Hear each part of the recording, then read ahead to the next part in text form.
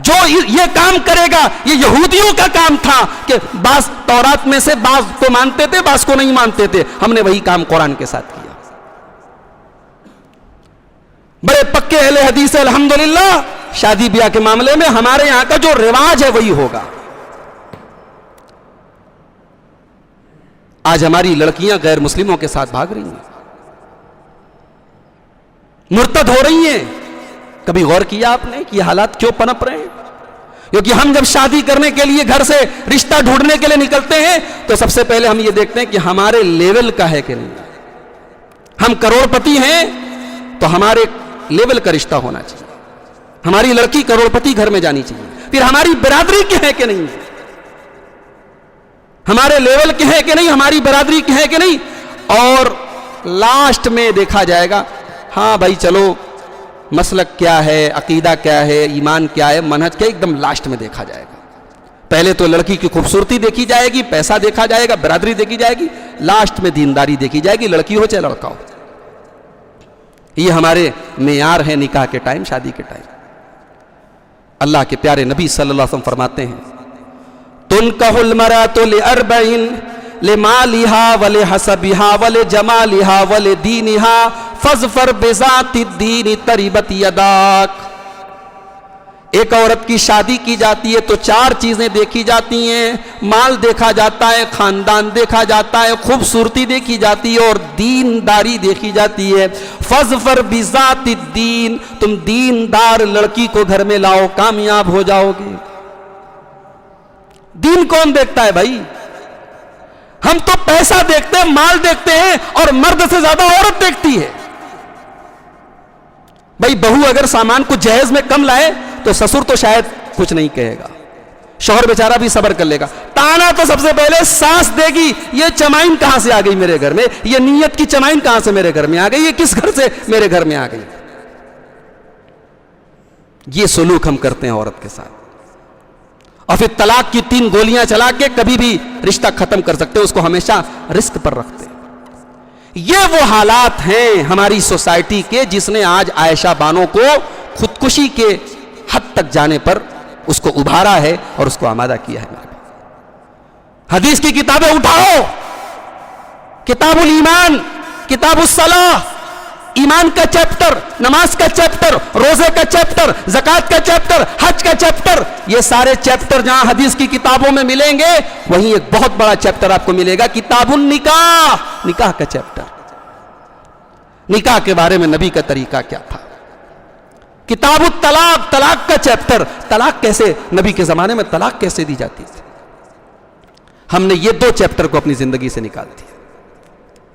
निकाह करेंगे अपने रिवाज के मुताबिक, तलाक देंगे अपने समाज के गंदे दस्तूर के मुताबिक। तो मेरे भाइयों, आयशा बानो की इस खुदकुशी के वाक़े ने हमें बहुत कुछ सोचने पर मजबूर किया है। मरने के पहले उसने अपने माँ बाप से बात की थी, वो कॉल रिकॉर्डिंग भी इंटरनेट पर मौजूद है। बाप समझा रहा है कि बेटा चली आओ, मां कह रही है बेटी चली आओ। अच्छा, वही साबरमती नदी के से उसने फोन किया था जहां उसने खुदकुशी की थी, वहीं से कॉल हो रही थी। उसने कहा नहीं अब्बा, नहीं अम्मा, मैं मर जाऊंगी, मेरी लाश लेके जाना।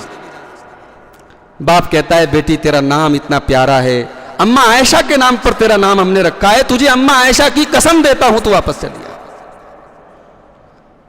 बाप को इतना भी नहीं पता, अम्मा आयशा जितना ऊंचा भी मकाम रखती हैं उनकी कसम नहीं खा सकते।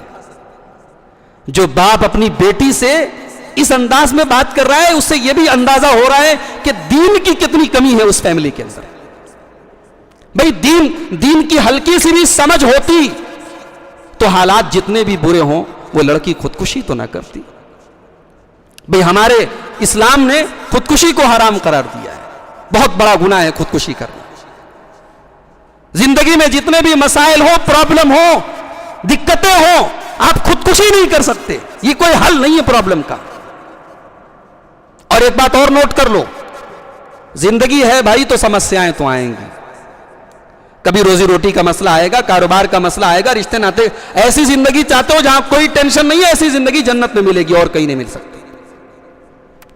वअन्नहु हुवा अज़हका व अबका, अल्लाह अपने बंदों को हंसाता भी है, अल्लाह अपने बंदों को रुलाता भी है, कुरान कह रहा है। हमें हंसी भी आएगी, हमें रोना भी आएगा। कभी बच्चा पैदा हो रहा है, कभी कोई जा रहा है, किसी के मरने का गम है, किसी के आने की खुशी है। ये तो जिंदगी है। लक़द खलक़नल इंसान फी कबद, हमने इंसान को मशक्कतों और परेशानियों में पैदा किया है। इंसान की जिंदगी में स्ट्रगल, परेशानियां आएंगी। हालात से मजबूर होकर हम खुदकुशी कर लें, सुसाइड कर लें। मुझे डर है इस बात का। आयशा बानो की इस खुदकुशी, ये खुदकुशी उसने जो वीडियो बनाया है, ये एक हमारे नौजवान लड़कों और लड़कियों के लिए एक आइडियल न बन जाए। क्योंकि अभी आज किसी से हमारी बात हो रही थी, एक और वीडियो भी आ गया, कोई और लड़की ने भी इसी तरीके का वीडियो बनाया। अभी उसकी खुदकुशी की खबर नहीं आई, लेकिन इस तरीके का वीडियो उसने भी बनाया। भाई खुदकुशी मसाइल का हल नहीं है। हमारे नबी के ऊपर भी बहुत बड़ी बड़ी मुसीबतें आई। कौन सा ऐसा दुख है, कौन सा ऐसा दर्द है जो हमारे नबी ने नहीं देखा। कहते दुनिया में यतीम से बड़ा बेसहारा कोई नहीं होता। भाई जब तक हमारे माँ बाप होते हैं, बहुत सारी जिम्मेदारियों से आजाद होते हैं। अम्मा देख लेंगी, अब्बा देख लेंगे।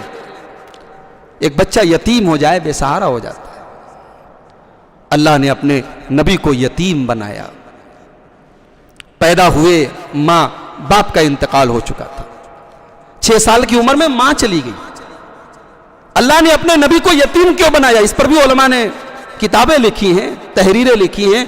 उलमा ने कहा अल्लाह ने अपने नबी को यतीम इसलिए बनाया कि जो बच्चा यतीम होता है, जिसके मां नहीं होती, बाप का सारा मरकज जो होता है वो अल्लाह होता है। वो किसी और से लौ लगाता ही नहीं है, उसे किसी और पर भरोसा ही नहीं होता। अल्लाह ने अपने नबी को यतीम बनाया।